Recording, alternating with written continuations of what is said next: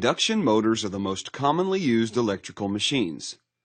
They are cheaper, rugged, and easier to maintain compared to other alternatives. In this video, we will learn the working of a three-phase squirrel cage induction motor. It has two main parts: stator and rotor. Stator is a stationary part, and rotor is the rotating part. Stator is made by stacking thin-slotted, highly permeable steel laminations inside a steel or cast iron frame. Winding passes through slots of stator. When a three-phase AC current passes through it, something very interesting happens. It produces a rotating magnetic field. To understand this phenomenon much better, consider a simplified three-phase winding with just 3 coils. A wire carrying current produces magnetic field around it. Now, for this special arrangement, magnetic field produced by three-phase AC current will be as shown at a particular instant. With variation in AC current, magnetic field takes a different orientation as shown.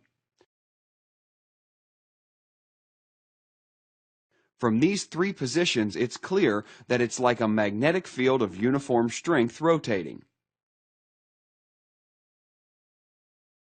The speed of rotation of a magnetic field is known as synchronous speed.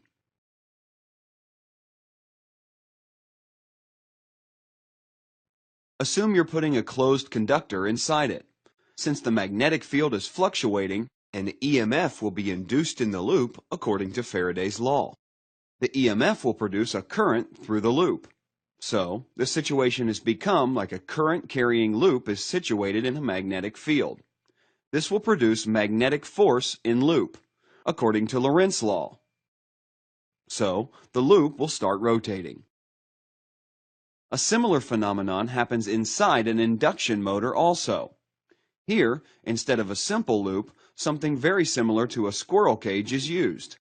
Three-phase AC current passing through stator winding produces a rotating magnetic field.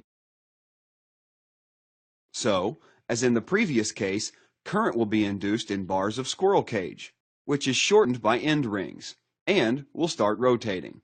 That's why it's called an induction motor. Electricity is inducted in the rotor by magnetic induction rather than direct electric connection. To aid such electromagnetic induction, insulated iron core lamina are packed inside the rotor. Such small slices of iron make sure that eddy current losses are minimum. This is another big advantage of a three-phase induction motor. It is inherently self-starting. So, you can see here that both magnetic field and rotor are rotating. But at what speed will the rotor rotate? To obtain this answer, let's consider different cases. Consider a case where the rotor speed is the same as the magnetic field speed. Since both are rotating at the same speed, the rotating loop will always experience constant magnetic field. So, there won't be any induced EMF and current. This means zero force on rotor bars. So, the rotors will gradually slow down. But as it slows down, rotor loops will experience a varying magnetic field. So, induced current and force will rise again. And the rotor will speed up.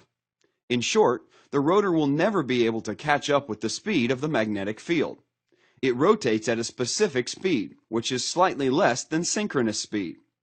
The difference between synchronous and rotor speed is known as slip. Rotational mechanical power is transferred through a power shaft. In short, in an induction motor, electrical energy is entered via stator and output from motor. Mechanical rotation is received from rotor. Energy loss during motor operation is dissipated as heat. So, a fan at the other end helps in cooling down the motor. Hope you got a good introduction on the working of induction motors. Thank you.